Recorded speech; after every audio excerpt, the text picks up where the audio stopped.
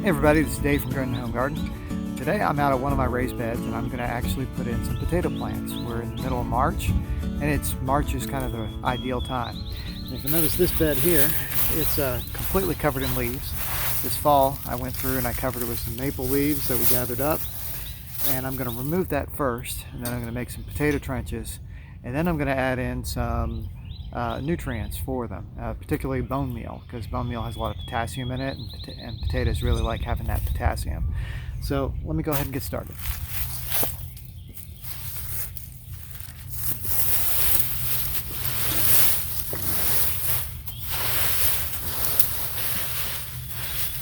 Don't recommend burying your tools. That doesn't do any good. So all I'm doing is pulling back the leaves first, clearing out the bed, and hopefully you can see how nice and dark and rich this dirt is now. It wasn't dirt to begin with. It started off as wood chips, and added a small quantity of some peat and some other things like that, and it made it into this really dark, rich soil right here, which is great. Last year we had peppers and tomatoes in here. I don't generally recommend planting potatoes after them, but when you only have so much space, you kind of have to utilize it however you need to do. Potatoes, tomatoes, and peppers are all in the same family of plants, and so they can actually carry the same sort of diseases. So if you had a disease plant last year, which last year we did great, we didn't have much at all, I wouldn't recommend planting potatoes in the same bed next year. Give it some time to die out and clear away. So all I'm going to do is create some trenches. They'll be about 4 to 6 inches deep in here. I'll make several of them, probably about 4 rows here is what I'm going to do. And one of my constant battles is Bermuda grass. It is everywhere, and I keep running into these things, and you just have to keep fighting it. Hate that stuff, but it's there, so you've got to deal with it. So I'm going to make the 4 rows here. Actually need to pull back a little bit more on the leaves. A little more space here. Spacing the rows about 6 inches apart, and the idea is that as it grows bigger, I'll harvest some with some smaller potatoes.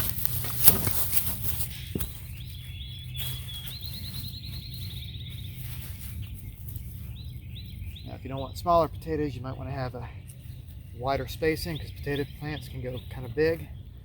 But if you've got a rich bed, you can get a lot of potatoes out of it.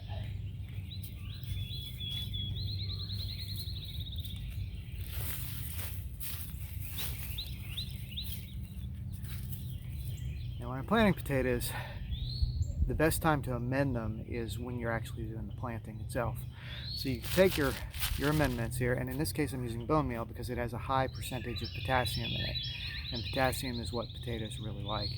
So I'm going to just sprinkle some of that into each little hole here. Not a huge amount, but enough where I see good coverage, and of course I'm not being exact with this.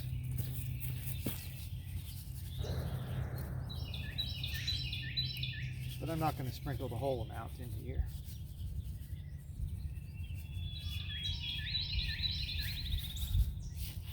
So there we go. See, I still have a whole bunch here in this container. I'll just put back in my bag, but it's good, and you can get organic versions of this, which is what I usually do. So you can grow your potatoes organically with just a few amendments. Potassium, if you've got rich compost, you don't need much more than that. Now, one question might be, where do you get your potatoes?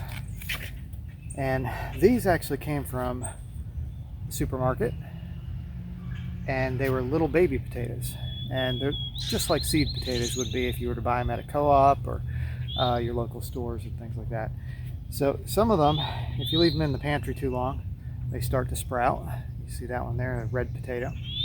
And I've got a combination of gold potatoes and red potatoes that we're going to put in here. These will start, they'll grow, they'll create more roots, and they'll create more tubers as you go. So this is pretty much, when somebody says seed potatoes, this is what they're talking about. They're not talking about seed, they're talking about roots. So I'm going to alternate these rows here for right now with the gold potatoes and then the red potatoes, and we'll have hopefully plenty here. I don't even know how many potatoes I've got total here, so I'm just going to plant them in here kind of thickly, because my goal is to just have a bed that's full of potatoes here. And keep in mind, I'm going to have little potatoes coming in.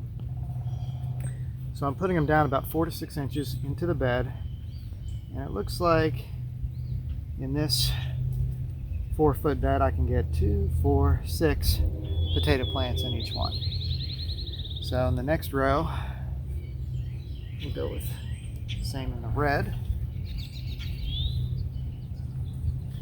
Now potatoes do not seem to like a lot of frost. They will kind of die back a bit from it.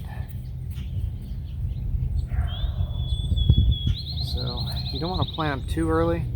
Now's about right, mid-March here. That's in Tennessee. So we have about 1 month until our safe frost date. So that's probably a better guideline for you if you're not in the state of Tennessee. So again, another row of the Yukon Golds. Well, I don't know if they're Yukon. They're just gold, I guess. Gold potatoes. Okay, and all I have to do is backfill these with the soil that I removed to begin with. Piece of cake.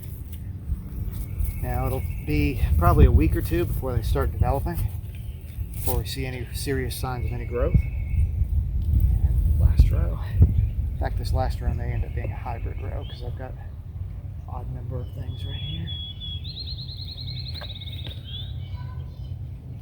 Now there's different things you can do with potatoes. You can cut them and make your potatoes grow from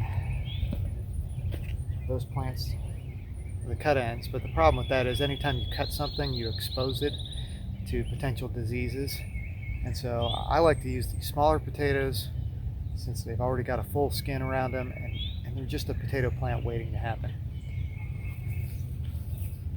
So I'll backfill. I actually have a couple of extra potatoes. 1, 2, 3, 4, 5. I could do one more in this row maybe. I space them out a little better. So I can get about 6 in each row. In 4 rows, should give me 24 plants. Now, I don't know how many potatoes that's going to yield. It just depends on growing conditions, pests, disease. One pest I'm kind of concerned about. See, look, there's another one of those roots. One pest I'm kind of concerned about is voles. And yeah, I said that right, voles with a V, not moles. Moles are carnivorous and are actually kind of good to have around because they'll eat the grubs and things. But voles are omnivores. They'll eat pretty much anything, and they like to grab around the bottom of roots and eat those plants. So you got to keep an eye out for those. If you see any 2-inch holes around in the garden areas, it could be voles. It's a good time to get out some traps for that. That's subject for another time because I've never actually successfully done that, but they can be a pain. So here I'm just going to finish with the soil. I have actually 4 potatoes left over, it looks like. And I'm going to backfill with some of this leaf stuff lightly. The leaves are going to be a mulch, and as my potatoes come back up, which we'll see in a few weeks, new growth on the potatoes, but as they do that, I'll add more of the leaves. But I don't want to create a thick mat right now. I'll wait for them to grow a little bit, and then I'll pack more around. In the meantime, what I'll do is I'll take these leaves and I'll top them in the bed back here behind me, and I'll just cook that bed for right now, because my next plan is to get out some broccoli and some other things like that. So anyway, that's how I plant my potatoes.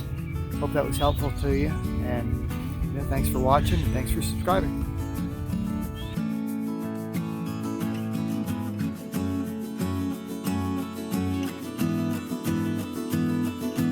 I put bone meal in. Now bone meal is high in potassium,